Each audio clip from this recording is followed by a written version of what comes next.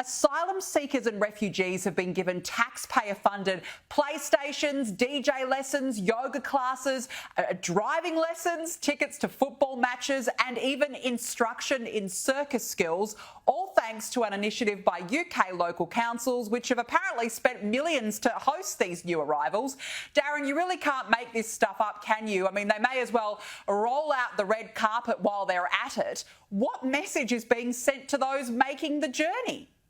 Well, I mean, you've put it well yourself there. I might as well go home and call it a day. Look, at this point, you're right, they might as well book them a spa day and throw in a little Netflix subscription while they're at it. On that point about there's this idea of instructions on circus classes being given to these immigrants, the idea of getting them into the labour market. Well, this Labour government could save a penny or two by teaching their new voters how to act like total clowns themselves. They've already written the book on it, I'll tell you that. And they were only elected in July, but have already made themselves look like a serious clown freak show. But on a serious note, a more serious note, this is beyond parody. Local councils spending this money on things that the British public have to fork out for themselves despite struggling every single day. British taxpayers working longer hours for less. They're struggling to pay rent. Inflation's going up. And they're watching their public services crumble under the pressure of mass migration. You put it just so brilliantly. What message does this send out to those thinking of making the journey over the English Channel? It's quite simple. Come to Britain, you won't just be housed, you'll be entertained. It's not just food, bed and benefits, it's entertainment now too.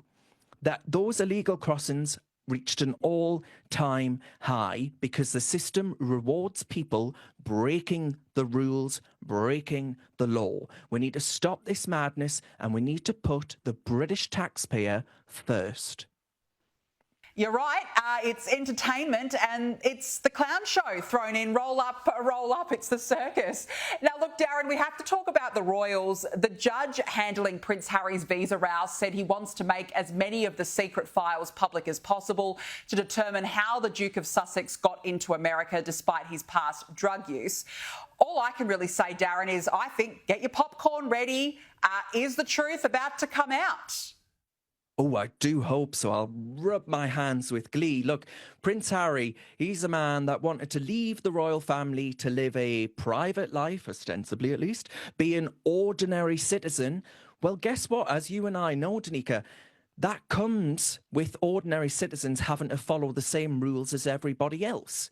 He went from being this privileged prince to instead just being a privileged brat. And I'm afraid, Harry, that comes with consequences, right? He arrogantly admitted in the pages of his book, I think it was called Spare Us or something like that, he admitted in his own words that he took cocaine, cannabis, magic mushrooms, you name it. He goes through a panoply. It's like a list of banned substances. And under US immigration law, as you well know, that should have raised serious red flags on a visa application and would have for anybody else. So the question is, did he get special treatment? Did he tell a few untruths to border officials? The federal judge actually reopening and having a look through these documents, saying that they're going to release records around his immigration status. Well, that strikes me as the right course of action, because if it looks like if you're famous enough and privileged enough that you can get a US visa, well, everybody else would have been turned away at the airport. And before anyone says it, I know for a fact there'll be loads of YouTube comments saying this is Harry bashing. Well, actually, the liberal left are wrong on this. This is about fairness that they're supposed to stand for. This is about equality that they're supposed to stand for. The rest of us don't get to bend the rules, so why should an ordinary citizen, such as the Duke of Sussex, if he has misled US immigration, well, he should be subject to the same standard as everybody else, Danica. That's it. They said they wanted to be normal. This is normality. Absolutely. This is what they asked for. So Darren will be standing by, waiting to see what happens. Darren Grimes, you're absolutely wonderful as always. Thanks for joining me. Always a pleasure. Thank you so much.